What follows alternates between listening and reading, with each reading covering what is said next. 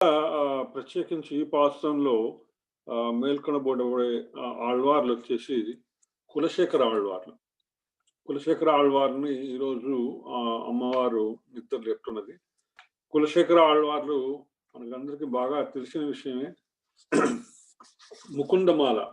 ముకుందమాల స్తోత్రాన్ని రచించారు. ఆయన రాజైన కూడా మహాభక్తుడు, మహావైష్ణవుడు. ఆయన ఎంత వైష్ణవుడు అంటే నిరంతరము భాగవత సేవలో ఉండాలి అనేటువంటి మహాభక్తుడు అనమాట. ఆయన ఎప్పుడెప్పుడు శ్రీరంగం వెళ్ళి చూడాలని నేను అనుకుంటూ ఉంటే ఆ రోజుకి భాగవతులు వచ్చేవాడు అనమాట. భాగవతులు ఎవరన్నా రాగానే వెంటనే ఆయన ఆ రోజు కార్యక్రమం మానుకొని స్వామి దర్శనం కన్నా భగవత్ సేవ కన్నా భాగవత సేవ ముఖ్యమని నమ్మినటువంటి మహానుభావులు. ఆయన శ్రీరంగ ప్రయాణాన్ని విరమించుకొని ఆ వచ్చిన భాగవతులకి వాళ్ళకి సేవ చేసుకుంటుండేవాడు అనమాట. అటువంటి మహానుభావుడు. ఒకసారి ఆయన రామాయణం వింటుంటే, ఇవాళ రామాయణం యొక్క ప్రస్తావన వస్తుంది ఈ యొక్క పాశ్రంలో. రామాయణం వింటుంటే రావణుడు సీత అమ్మవారిని ఎత్తుకుపోయినారని తెలుస్తుంది అన్నమాట. తెలియంగానే ఆయన వెంటనే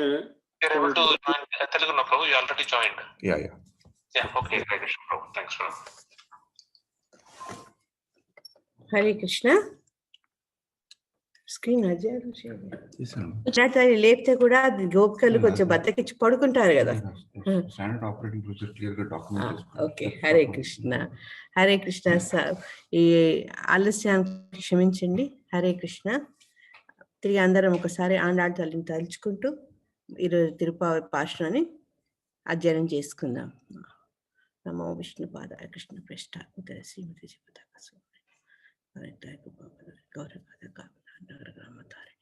మూకం కరోతి వాచాలం పంగుం లంఘయతి గిరిం యత్కృపాత్తమహం వందే శ్రీకృం దీనతారిణ. హరే కృష్ణ. భక్తులందరికీ నమస్కారం. ఈరోజు మనం 12వ పాశ్రాన్ని చదువుకుంటున్నాం.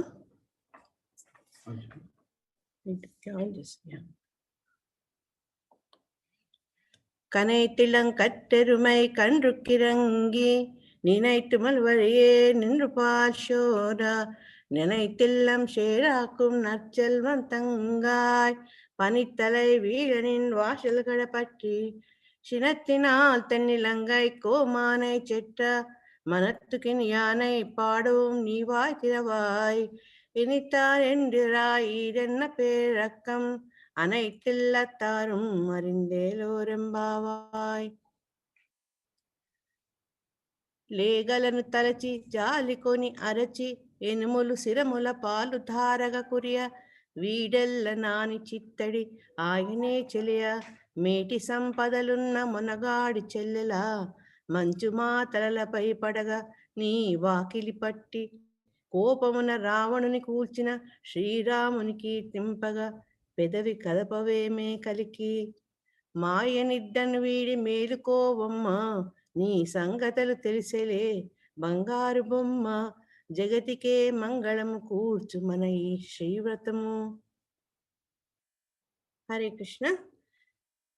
ఈరోజు నిన్న మనం గోపికను చూసాము. ఆవిడ ఏంటంటే తన స్వధర్మాన్ని చేస్తూ భగవంతుడికి తన కర్మలన్నీ సమర్పించే ఒక స్థితప్రజ్ఞాన్ని చూస్తే, ఈరోజు గోపిక ఎవరంటే ఒక గోపాలుడు. ఆయన తన స్వధర్మాన్ని విడిచి కేవలము భగవంతుణ్ణి సేవించాలని అన్నదే తన పరమోద్దేశంగా ఉంచుకున్న ఒక గోపుని చెల్లెలైన ఈ గోపికను ఈరోజు ఆండాళ్ళ తల్లి లేపుతుందన్నమాట.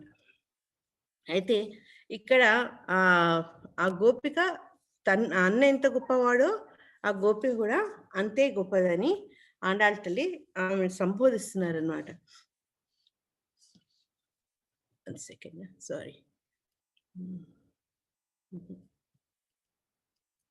గేదెలు పాలు పితుకువారు లేక లేగదూడను తలుచుకొని వానిపై మనసు పోవుట ఆ దూడలే వచ్చి పొదుకులో మూతి పెట్టినట్లు తోచి పాలు పొదుగు నుండే కారిపోవుటచే ఇల్లంతయు బురద ఎగుచిన ఒకానొక మహా ఐశ్వర్య సంపన్నుని చెల్లెలా అని ఇక్కడ గోదాదేవి ఆవిడ్ని సంబోధిస్తుంది అనమాట. కనెత్తిరం గత్తెరుమై అంటే దూడలు గల గేదెలు. ఇక్కడ గేదెల నుంచి ఎందుకు ఈరోజు ప్రస్తావించిండ్రు ఆవుల కంటే అంటే, ఆవుల కంటే కూడా గేదెలకు వాటి దూడల మీద చాలా ప్రేమ ఎక్కువ ఉంటుందట. అటాచ్‌మెంట్ ఎక్కువ ఉంటుంది. చాలా శ్రద్ధగా ఉంటుందట. ఆ దూడల కోసం ఎంత కష్టాన్నైనా అది ఓర్చేందుకు రెడీగా ఉంటుంది. అయితే ఆ దూ దూడల గురించి ఎప్పుడూ ఆలోచిస్తూ దూడల యొక్క తలుపుతోనే ఆవిడ పొదుగు నిండి పాలు ప్రవహిస్తుంటాయని ఆండాళ్ళతో చెప్పారనమాట ఇక్కడ. ముల్బరియే నిండ్రుపాల్ షోరా. నిండ్రుపాల్ షోరా అనేది చాలా ముఖ్యం. తలుచుకున్నంత మాత్రాన అంటే ఏ గోపకులు ఆమె పొదుగు నుంచి పాలు పితకక్కర్లేదు. దూడలొచ్చి తాగక్కర్లేదు. కేవలం వాత్సల్యంతోటి దూడను తలుచుకున్నంత మాత్రానే ఈ గేదెల పాలు తమంతట అవి పొదుగు నుంచి ప్రవహిస్తూ ఉండేవట. అయితే ఇక్కడ ఏం చెప్పారంటే మన చక్కటి పోలిక.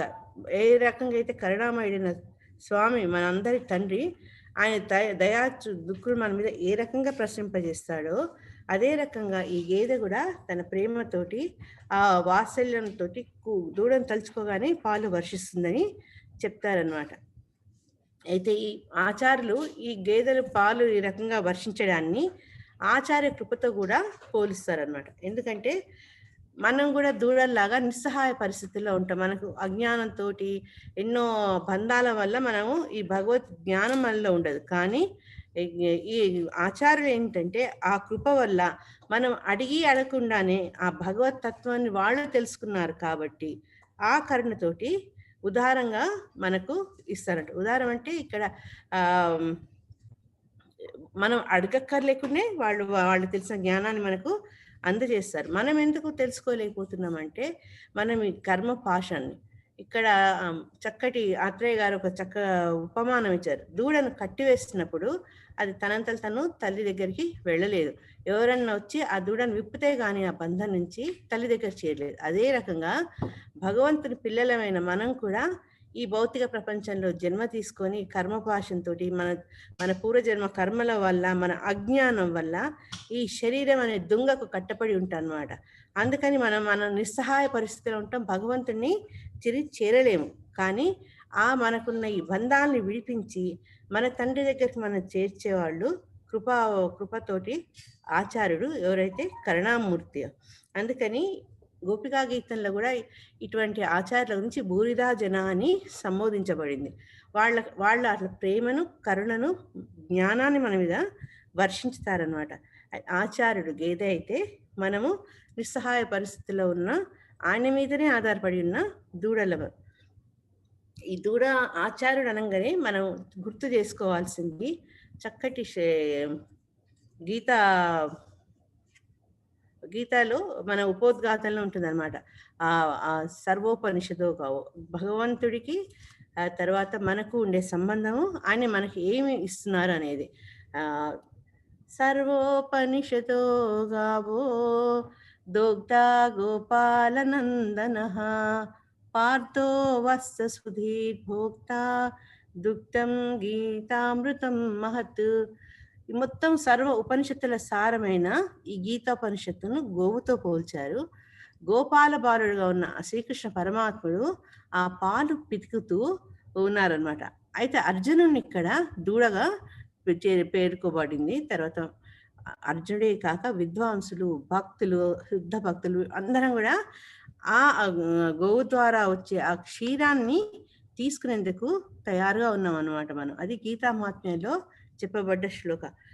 భగవంతుడు ఎప్పుడైతే అర్జునుడు ఆ రకమైన పరిస్థితిలో ఉండి ఏం చేయాలో తోచినప్పుడు ఆయన ఎంతో కరుణతోటి ఈ గీత అమృతాన్ని ఉపదేశించి గీతాచార్యులయ్యారు. ఈ రకంగా ఏంటంటే ఆచార్యులు అడగకుండానే మనలో ఉన్న అజ్ఞానాన్ని తొలగించేటట్టు వాళ్ళ జ్ఞానాన్ని మన మీద వర్షింపజేస్తారనమాట. ఇప్పుడు గోదాదేవి అంటుందంటే నీ ఇంట్లో గేదెలే ఇంత ఉదారంగా ఉన్నాయి, అడగకుండానే అన్ని ఇచ్చేస్తున్నాయి, నువ్వెందుకు తల్లి మీ సాంగత్యం మాకు ఇవ్వవు అని. ఎందుకంటే ఈ గోపిక చాలా అపూర్వమైన గోపిక. ఆవిడ యొక్క స్నేహం వీళ్ళకి కావాలి, ఆవిడతో యొక్క సాంగత్యం వీళ్ళకి కావాలి. అందరు కలిసి ఆవిడతో కలిసి భగవంతుణ్ణి ప్రార్థించాలి. అందుకని ఇక్కడ గోదాదేవి అంటుంది నీ గేదెలకు ఉన్నదే నీకు లేదా తల్లి అని అంటుంది అనమాట.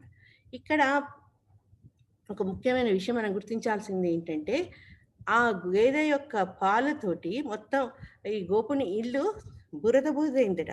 అంటే అంత సంపద ఈ గోపాలులకు ఉండేదంట. గోవులు, గోవుల నుంచి వచ్చే పాడి.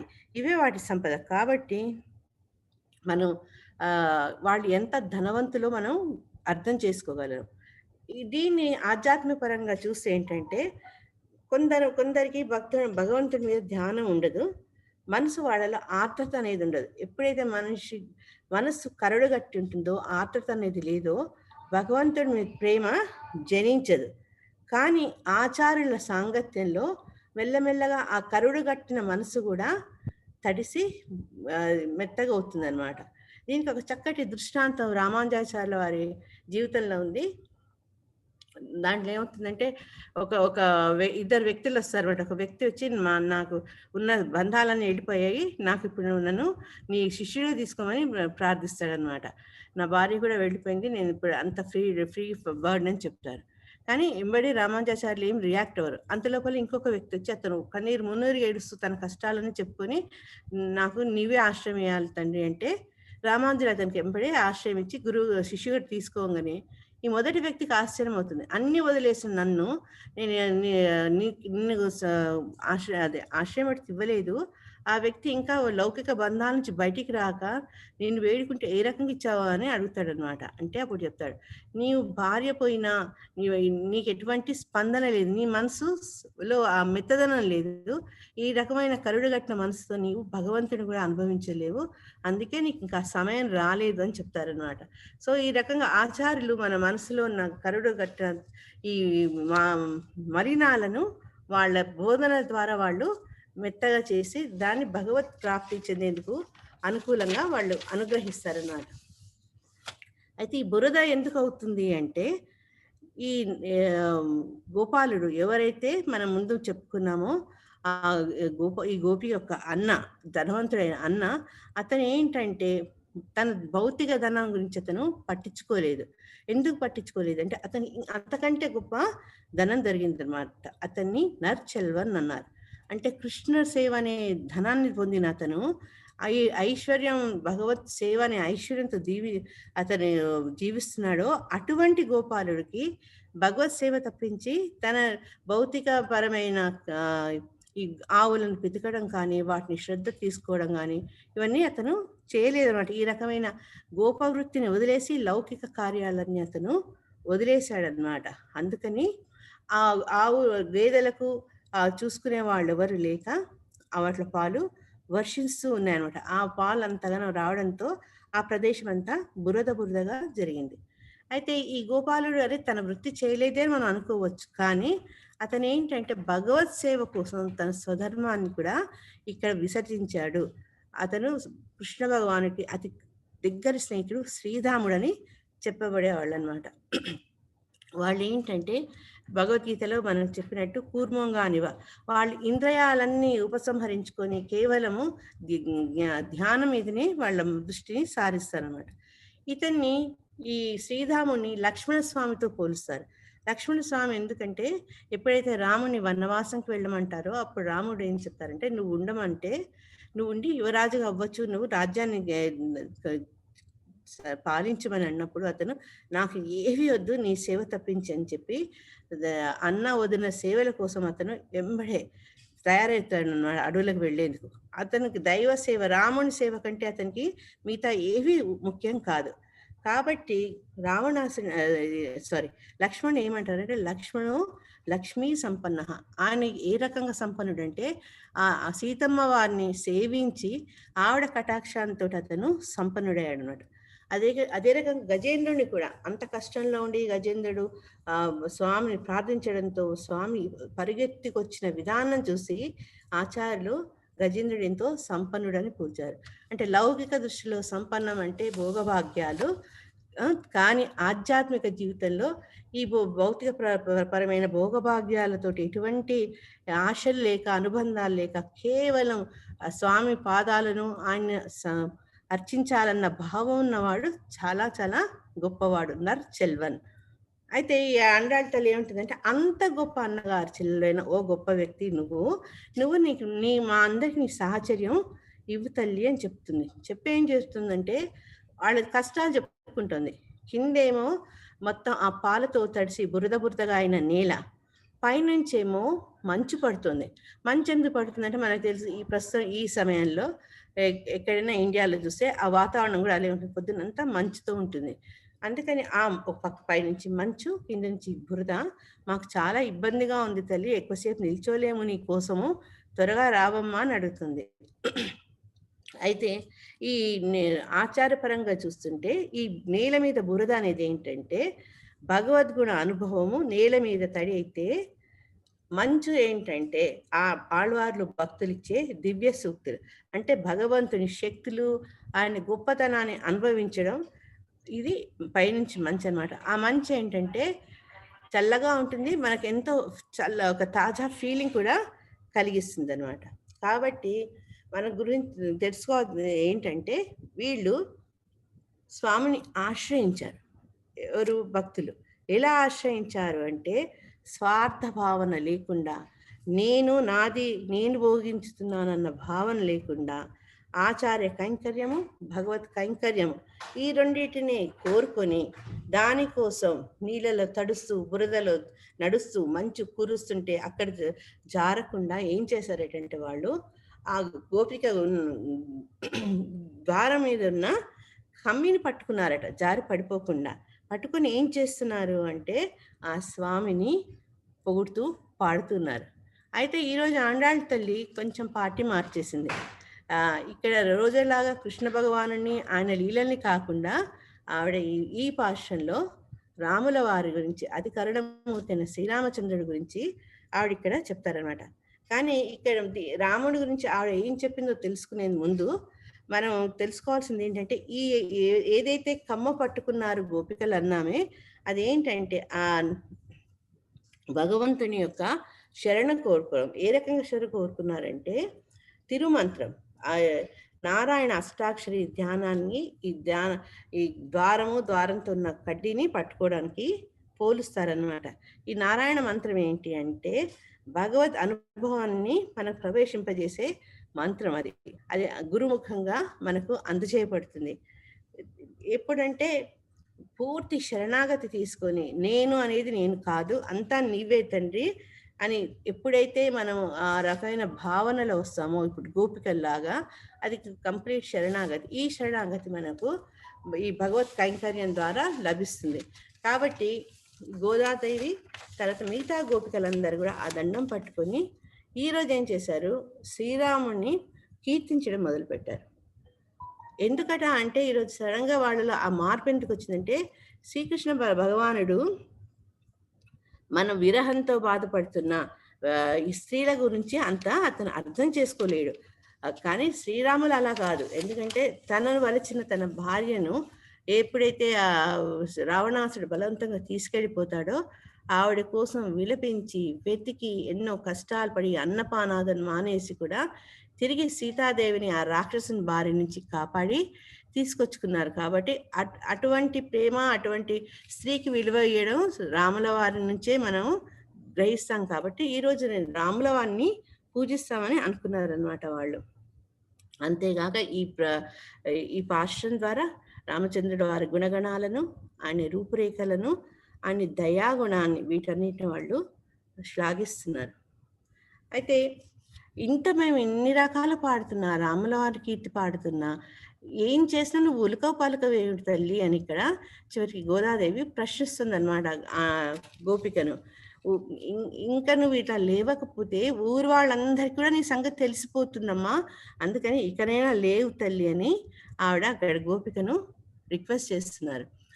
ఊరి వారందరికీ నువ్వు విషయము తెలిసిపోయింది లెమ్ము అని కృష్ణుని విడక సర్వకాలమునందుండుటే స్వధర్మము కూడా చేయలేని దశ ఎందున్న ఐశ్వర్య సంపన్నుడు ఒక గోపాలను చెల్లెలు మేలుకొనుకున్నారు అని ఈ 12వ పాఠంలో తెలుపబడింది. అయితే ఈ పాఠశాల మనం ఇప్పటిదాకా ముందు అయిపోయిన పాఠశాలలో కూడా ఒక్కొక్క పాఠశాలలో ఒక్కొక్క ఆళ్వారిని లేపడం గమనించాము. ఈ పాఠశాలలో కులశేఖర ఆళ్వారిని లేపడం జరుగుతుంది. కులశేఖర ఆళ్వార్ అంటే ఆయన కేరళలో చేరి వంశానికి చెందిన ఒక రాజు. చాలా భాగవతోత్తముడు ఆళ్వారు. అయితే నేను ఈ ప్రోగ్రామ్ స్టార్ట్ అయ్యే ముందు ఐ థింక్ ధర్మరాజు ప్రభు గారు చెప్తుండే ఆయన గురించి. అతను గొప్ప భక్తుడు.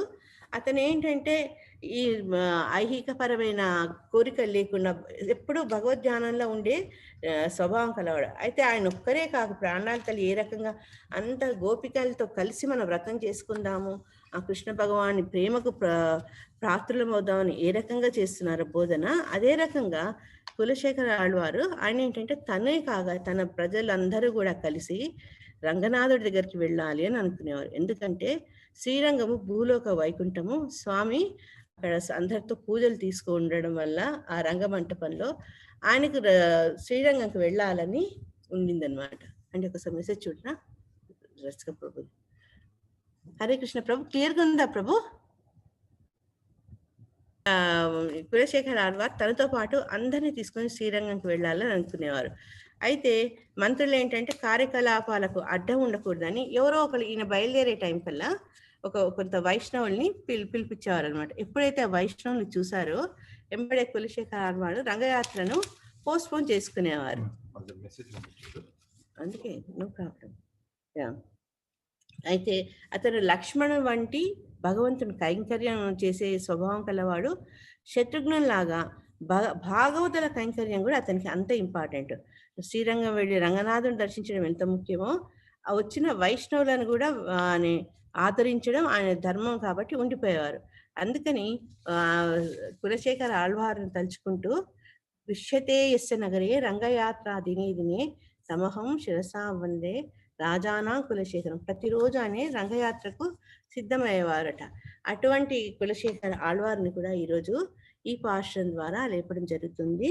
ఆయన ముకుందమాల, తర్వాత పెరుమాళ్ తిరుమరి అనే 2 చక్కటి గ్రంథాలు. అసలు ముఖ్యంగా ముకుందమాల ఏంటంటే చాలా భక్తితో కూడుకున్న అతి సున్నితమైన భాషతోటి సంస్కృతంలో తన భక్తిని మాలికగా చేసి ఆ ముకుందునికి సమర్పించారు. అందరికీ చాలా ప్రీతికరమైంది ముకుందమాల. అది కులశేఖర ఆళ్వార్ గురించి చెప్పదలుచుకున్న 2-3 మాటలు.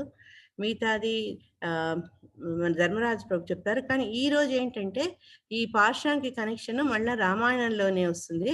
9th క్యాంటోలో ఏవం కైపన్ ధనుషే సంధితముత్స సర్ణ బాణం స వజ్రమివ తద్హృదయం భేద పోక్సుగ్మన్ దశముఖైర్య పతద్విమాన దాహేతి జల్పతి జనే సుకృతీవ దృక్త. ఈ రకంగా రావణుడు పలు రకాలుగా దూషించి శ్రీరాముడు బాణాన్ని సంధిస్తే అదట వజ్రాయుధంలో వచ్చి దానం హృదయం చిచ్చింది. ముందు అతనికి ఏంటంటే శిరస్సు ఖండిస్తున్నా కొద్దీ మళ్ళీ శిరస్సులు రావడం మొదలైంది.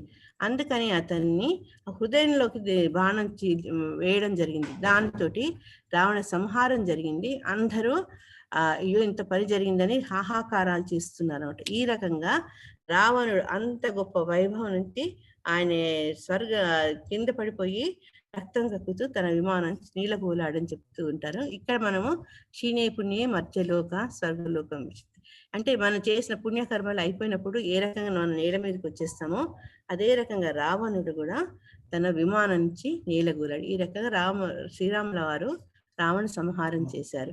Hare Krishna Prabhu. Dharmaraj Prabhu, you can continue Prabhu. Hare Krishna. Next slide Telugu Pothana గారి భాగవత పద్యం కూడా ఉన్నది.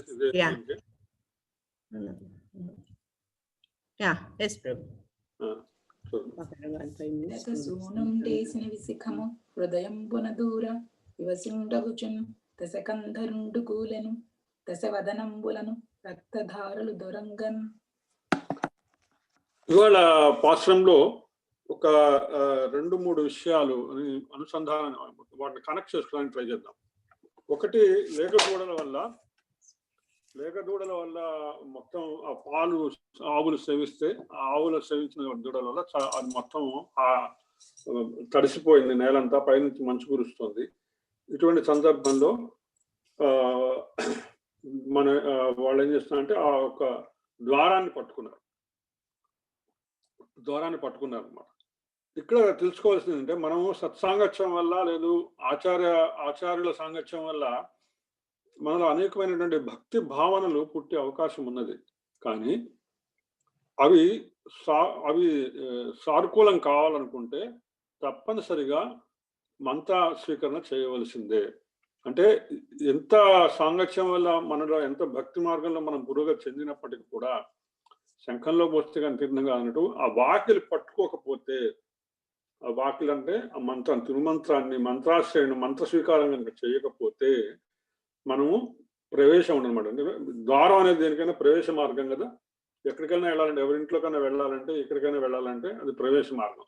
ఆ ప్రవేశ మార్గంలోంచి మనం లోపలికి వెళ్ళాలంటే కంపల్సరిగా ఆచార్యుల సమాశ్రయం ద్వారా వారి దగ్గర నుంచి తిరుమంత్ర స్వీకరణ చేసి తీరవలసింది అనేటువంటి విషయాన్ని ఇక్కడ జరుగుతుందన్నమాట. అలాగే రాముల వారిని అమ్మవారు తలుచుకున్నారు. ఎందుకని తలుచుకున్నారంటే మన శరీరము కూడా దశకంఠునిలాగా, అంటే మన శరీరం కూడా పంచేంద్రియాలు, జ్ఞానేంద్రియాలు, కర్మేంద్రియాలు, దశ ఇంద్రియాలతో ఉన్నటువంటి రావణాసురుడి లంక లాంటిది మన శరీరం కూడా, రావణాసురుడి శరీరం లాంటిది. ఇందులో సీత అనేటువంటి ఆ జీవాత్మ యొక్క ప్రజెన్స్ అందులో ఉంటుందన్నమాట. ఇటువంటి ఇంద్రియాలన్నింటినీ కూడా తెగనరికి ఆ ఇంద్రియాల నుంచి జీవాత్మని విముక్తిని కావించి అది చేయగలిగినటువంటి తత్వం మనోభిరాముడైనటువంటి శ్రీరాముడికి ఉంటుందన్నమాట. ఆ విధంగా శ్రీరాముడిని ఈరోజు అమ్మవారు తలుచుకున్నారు. అలాగే ఇందాక మాతాజీ చెప్పినట్టు ఇవన్నీ కూడా మనకి కులశేఖర ఆళ్వార్లతో సంబంధం. ఎందుకంటే కులశేఖర ఆళ్వారు ఆయన పరమరామ భక్తుడు. ఎప్పుడు కూడా రామాయణాన్ని ఆయన నిత్యగానం జరుగుతుండేది ఆయన యొక్క ఆస్థానంలో అనమాట. ఆయన ఎంతగా పరవశించిపోయాడంటే రావణాసుడు సీతమ్మని తీసుకెళ్ళాడంటే వెంటనే సైన్యాన్ని సిద్ధం చేయమన్నట్ట, వెళ్దాం మనం పదని లంకకి వెళ్దామని. ఆ తర్వాత వెంటనే వాళ్ళ మంత్రులు ఏం చేశారు, లేదు రాముల వారు చంపేశారు, అయితే ఆగిపోండి అన్నట్ట. అంటే అంతగా లీనమైపోయాడు ఆయన రామాయణంలో. అలాగే ఇప్పుడు రామాయణానికి కులశేఖర ఆళ్వారికి ఈ యొక్క పాశ్రంలో మళ్ళీ ఈ ద్వారము తలుచుకుంటే మనకి కులశేఖర స్వామివారి ద్వారం అనుకోగానే మనకు గుర్తొచ్చేది తిరుమల ధామం. తిరుమలలోని గర్భాలయంలో ఉన్నటువంటి మొదటి ద్వారం ఏదైతే ఉందో గర్భాలయానికి, దానికి తలుపులుండవు. దాన్ని కులశేఖర పడి అంటారు. అది కులశేఖర ఆళ్వార్ల వారు కావాలని ఏర్పాటు చేసుకున్నటువంటి ద్వారం అనమాట. ఇక్కడ మన ద్వారానికి అది కనెక్ట్ అయింది మళ్ళీ ఇవాళ పాశ్రంలో. ఆ ద్వారానికి తలుపులు ఉండవు. ఆయన కోరిక ఏంటంటే ఎల్లప్పుడూ కూడా నేను స్వామి నీ పాదాల చెంత పడి ఉండాలి.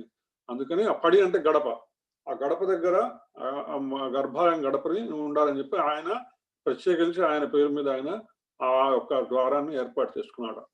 ఆ విధంగా ఇవాళ మనం తిరుమల ధామాన్ని, శ్రీరాముణ్ణి, అలాగే కులశేఖర ఆళ్వారిని అందరినీ తలుచుకునేటువంటి అదృష్టము లభించింది.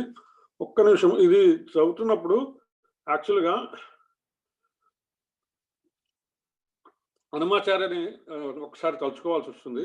ఎందుకంటే ఆయన ఇదే శిరస్సు మాణిక్యం అని ఒక రామాయణంలోని కొన్ని సంఘటనల మీద రాసుకుని వచ్చాడు. ఇవాళ దానికి సంబంధించి అందులో ఒక చరణం ఏంటంటే, దశరథాత్మజ నీవు దశశిరుని జంపి ఆ దశనున్న చెలికావు దశ దిశలు పొగడ రసికుడ శ్రీ వెంకట రఘువీరుడు నీవు శశిముఖి చేయకొంటివి సక్కనాయ పనులు. దశరథాత్మజ దశుడు యొక్క పుట్టినటువంటి రామ, దశశిరుని 10 తలలు ఉన్నటువంటి రావణాసుని చంపి ఆ విధంగా దశనున్న చెలికావు అంటే ఆ వైపు ఉన్నటువంటి ఆమె అమ్మవారిని కాపాడి దీన్ని దశ దిశలు పొగడేట్టు చేసుకున్నావు. సో వెంకట రఘువీరుడా నీవు శశిముఖించేకొంటివి అంటే సీతామాను తీసుకున్నావు అనేటువంటి విషయాన్ని అన్నమాచార్యుల వారు తెలుసుకున్నారు. ఆ విధంగా ఇవాళ అనేకమైనటువంటి గొప్ప విషయాల్ని ఈ పాసనలో అమ్మవారు మనకి అందించారు. ఆండాళ్ తిరువడిగలే శరణం. Hare Krishna. Thank you so much for referring Annamacharya Kirtana, especially Kulasekara Padi and other things you explained. Very nice. Hare Krishna. Telugu భక్తులకు ఒక్కసారి నేను ఒక్క నిమిషం ఎక్కువ తీసుకుంటాను, ఇఫ్ యూ డోంట్ మైండ్. ఈ కులశేఖర పాడి అని చెప్పారు కదా ధర్మరాజు మురారి ప్రభు, కులశేఖర పడి, అది దాంట్లో ఇంకొక ముఖ్య విశేషం ఏంటంటే కులశేఖర పడి దాటి ఓన్లీ ఆ స్వామివారికి ఎవరైతే ఏకాంతంగాను ప్రత్యేకంగాను నియంత్రింపబడ్డ స్వాములే అక్కడ దానిలోకి అలౌడ్ అనమాట, ఇంకెవరిని అలౌడ్ కాదు.